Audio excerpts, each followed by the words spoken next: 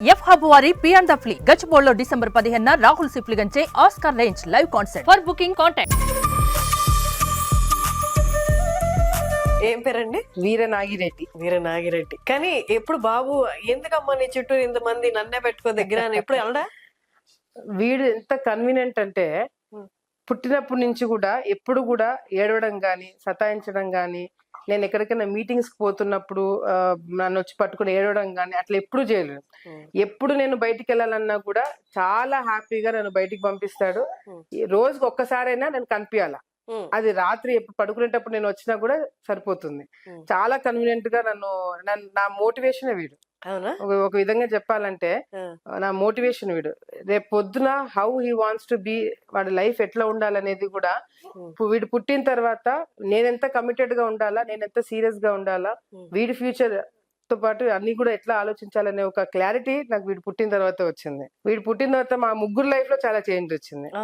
ఎందుకంటే అప్పటి వరకు ఎప్పుడు ప్రాబ్లమ్స్, కేసులు, తల్లిదండ్రులు ఇద్దరు చనిపోయిన లోటు, ఇంట్లో అంతా ఎప్పుడు చాలా సైలెంట్ గా ఉండేది. వీడు వచ్చిన తర్వాత మా ముగ్గురు లైఫ్ లో కూడా చాలా డిఫరెన్స్ వచ్చింది. ఒక కమిట్మెంట్ వచ్చింది, ఒక క్లారిటీ వచ్చింది బేసిక్ గా చెప్పాలంటే.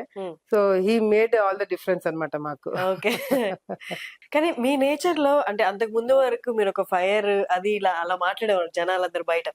కానీ ప్రెగ్నెన్సీ టైంలో ఆడవాళ్ళు అనేవాళ్ళు చాలా నేచర్ సాఫ్ట్ అయిపోతుంది, ఎక్కువ సెక్యూర్ గా ఉండాలి అన్న మైండ్ సెట్ వచ్చేస్తుంది అనిపిస్తుంది. మీ నేచర్ లో చేంజ్ వచ్చిందా అప్పటికి?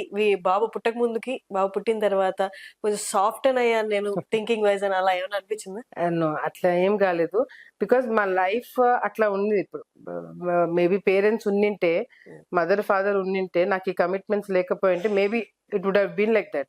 కానీ వాళ్ళిద్దరు చనిపోవడం, ఇందాక చెప్పినట్టుగా వీడు పుట్టిన తర్వాత మాకు చాలా రెస్పాన్సిబిలిటీస్ ఇంకా పెరిగినాయి. క్లారిటీ వచ్చింది ఇంకా ఎట్లా కమిటెడ్ గా ఉండాలా. రేపు పొద్దున he has to be proud of us. ఇప్పుడు నేను నా తల్లిదండ్రులు చూసి ఎంత గొప్పగా గర్వంగా చెప్పుకుంటున్నామో, మాకు అదే నా పిల్లలు వచ్చే జనరేషన్స్ కూడా మా గురించి అట్లే అనుకోవాలన్న ఒక కమిట్మెంట్ మాకు కూడా ఉంది.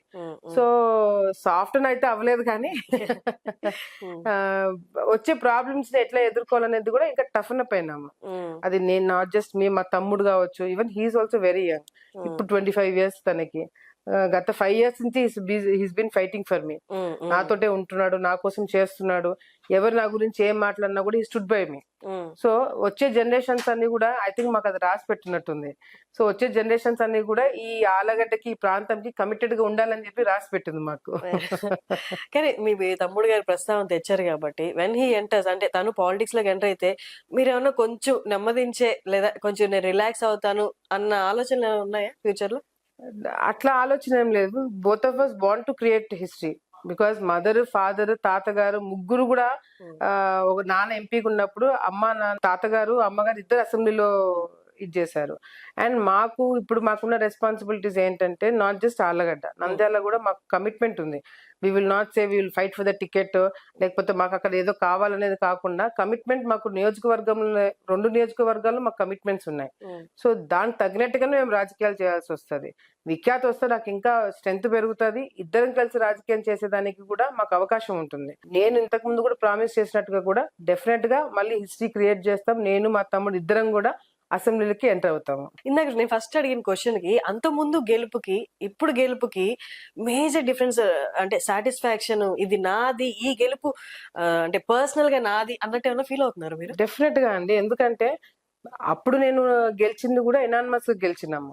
అంటే అప్పుడు పోటీ ఏం పెట్టలేదు నాకు. నేను వైసీపీలో ఉన్నప్పుడు కూడా శోభా నాగిరెడ్డి గారు చనిపోయిన తర్వాత తెలుగుదేశం పార్టీ, అప్పుడు చంద్రబాబు నాయుడు గారు చనిపోయిన వ్యక్తుల వాళ్ళ కుటుంబం సభ్యుల పైన పోటీ పెట్టకుండా ఉండాలని చెప్పి ఒక సంస్కృతి ఆ తెలుగుదేశం పార్టీలో ఉండింది. సో అప్పుడు తెలుగుదేశం పార్టీ నా మీద పోటీ పెట్టలేదు. ఇనానిమస్ గా నేను ఎమ్మెల్యే అవ్వడం జరిగింది. సో డెఫినెట్ గా 2019లో ఓడిపోవడం జరిగింది. కష్టపడినాము, అన్ని చేసినాము కానీ ఓడిపోయినాము. బట్ ఇప్పుడు కష్టపడినాము, గెలిచినాము. ఇది నాది అని చెప్పుకున్న తగినట్టుగా నేను ఒకటి మళ్ళీ నేను క్రియేట్ చేసుకోగలిగిన. ఇప్పుడు నా దూరమైన నా కుటుంబ సభ్యులు కావచ్చు, లేకపోతే కార్యకర్తలు కావచ్చు, ఎవరైతే కొంతమంది వెళ్ళిపోయినారో వాళ్ళందరూ కూడా నాకు ఫోన్ చేసి వచ్చి కలిసి ఒకటే చెప్తున్నారు, భూమా పేరుని మళ్ళీ నిలబెట్టినావు. సో అది నాకు చాలా ఇంపార్టెంట్. ఎందుకంటే ఇన్ని కష్టాలు, ఇన్ని కేసులు, జైలుకి పోయి ఇవన్నీ కూడా నేను చేయడానికి కారణము నా తల్లిదండ్రుల కష్టము నేను నిలబెట్టుకోవాలా.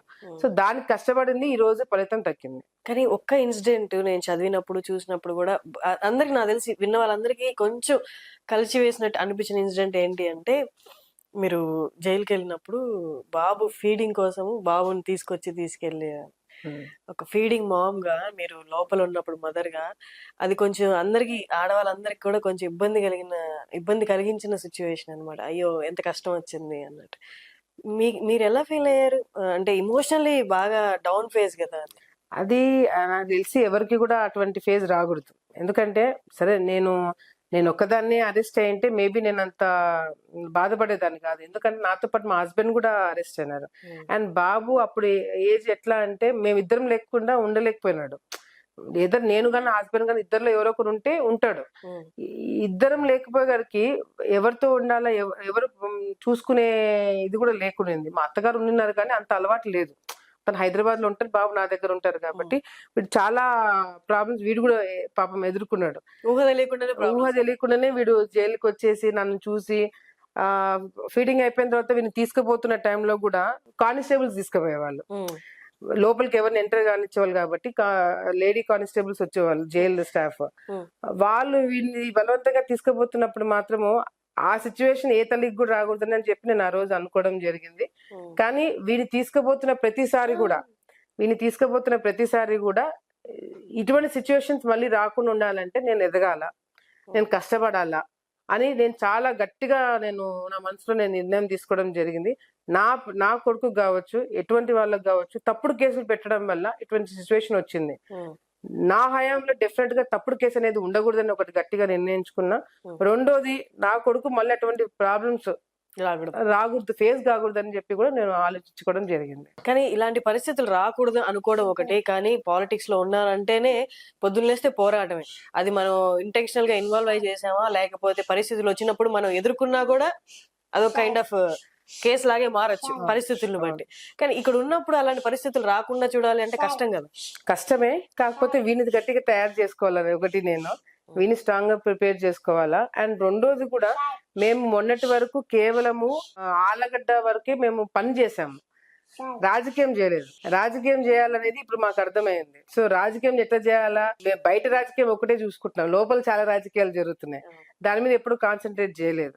ఎవరైతే మనకి మేలు చేస్తారని చెప్పి అనుకున్నామో వాళ్ళే మాకు కీడు చేస్తారని చెప్పి ఎప్పుడు అనుకోలేదు, అటువంటి ఆలోచన రాలేదు. కాకపోతే ఇప్పుడు అందరినీ కూడా డౌట్ చేయాలా, లోపల రాజకీయాలు చూసుకోవాలనేది కూడా మాకు ఆ రోజు సిచ్యువేషన్ తర్వాత అర్థమైంది. సో అటువంటి సిచ్యువేషన్ రాకుండా చేయాలంటే మా జాగ్రత్తలు మేము ఎట్లా ఉండాలనేది కేవలం బయట శత్రువులే కాదు, లోపల శత్రువుతో కూడా ఏ విధంగా ఉండాలనేది కూడా అర్థమైంది మాకు ఆ రోజు. సుమన్ టీవీలో మీ పర్సనల్ అండ్ బిజినెస్ ప్రమోషన్స్ కోసం కింది నెంబర్ కి కాంటాక్ట్ చేయండి.